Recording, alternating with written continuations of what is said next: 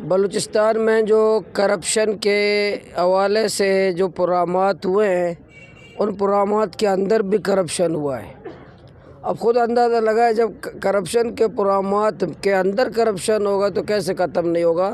70-80% corruption ہے بلوچستان میں۔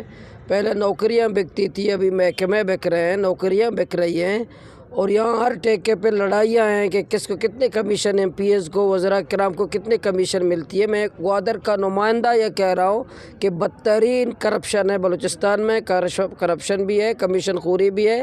یہ جو کرپشن ڈے مناتے ہیں، بھئی یہ ڈے منا سے نہیں ہوگا۔ عزم کریں، حوصلہ کریں، ہمت کریں کہ ہم کرپشن نہیں کریں گے، پیسے قوم پہ خرچ کریں گے۔ آج بلوچستان میں بدترین کرپشن ہے۔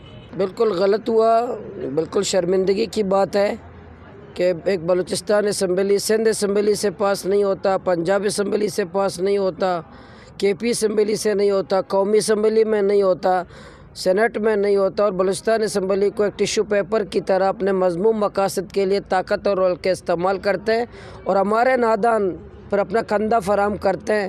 اور جس بندے نے پیش کیا، آپ کو پتہ ہو، اس نے کہا فور اس کو پابندی لگے، جیسے پورے پاکستان کا سب سے بڑا مسئلہ یہی ہے۔